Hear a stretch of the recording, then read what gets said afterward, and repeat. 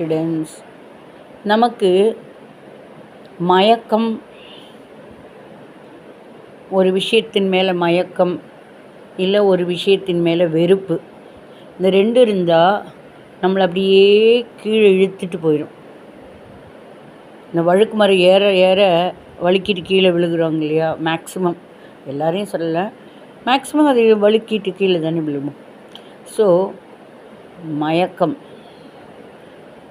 வெறுப்பு, இந்த ரெண்டும் நம்ம தள்ளி வச்சிட்டோம்னா கண்டிப்பாக நம்மளால் எதை வேணால் சாதிக்க முடியும்.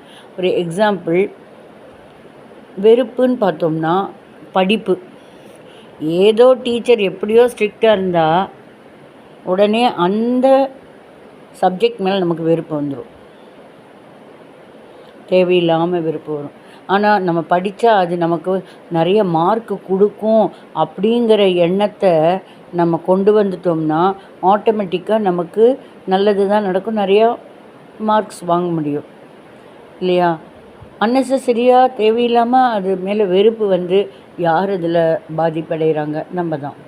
அதே மாதிரி மயக்கம்னு பார்த்தோம்னா ஒன்றும் இல்லை, ஒரு சுகர் பேஷண்ட்டுன்னு எடுத்துக்கலாம். ஒரு சுகர் பேஷண்ட்டு நல்ல தட்டு நிறைய சாப்பாடு, ஒரு கொஞ்சோண்டு பொரியல், ஒரு கிண்ணம் பொரியல் அப்படி சாப்பிட்டுட்டு இருக்கிறப்ப சுகர் வந்துடுச்சு. உடனே தட்டு நிறைய பொரியல், கூட்டு, சுண்டல் இதெல்லாம், ஆனால் ஒரு கிண்ணம் பொரியல் இடத்துல சாப்பாடு. எல்லாம் தலை சுற்றுற மாதிரி ஒரு மாதிரி, ஐயோ தட்டு நிறைய எவ்வளோ நல்லா சாப்பிட்டுட்டு இருந்தேன். அதுக்கு வேகமாக அந்த என்ன சொல்கிறது, அது மேலே மயக்கம், அப்படியே மயங்குவோம். சாப்பாடுன்னா சொர்க்கம் அப்படின்னு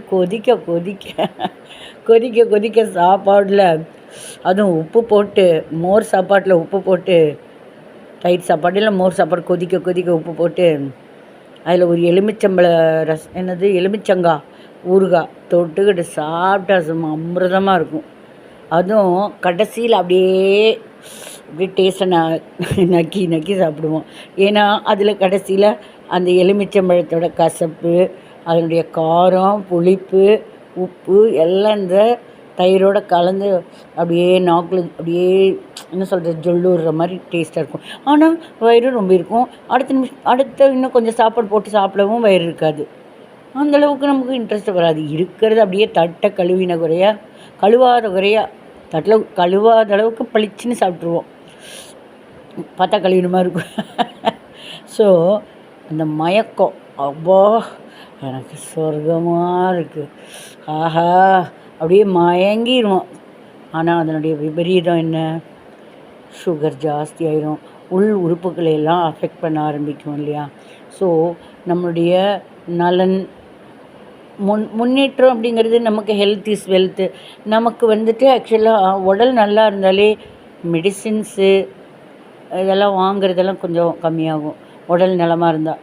உடல் நல்லா கேடாயிடுச்சு, மயங்கி அப்படி சாப்பிட்டு கிர்ன்னு ஏறி கடைசியில் இன்சுலின் வரைக்கும் போய் ஏகப்பட்டது, அது நம்ம சம்பாதிக்கிறத விட நிறைய மடங்கு செலவாகும் இல்லையா? ஸோ உங்களுக்கு இது பிடிச்சிருக்குன்னு நினைக்கிறேன். பிடிச்சிருந்ததுன்னா ப்ளீஸ் சப்ஸ்கிரைப் பண்ணுங்கள், லைக் பண்ணுங்கள். தேங்க்யூ.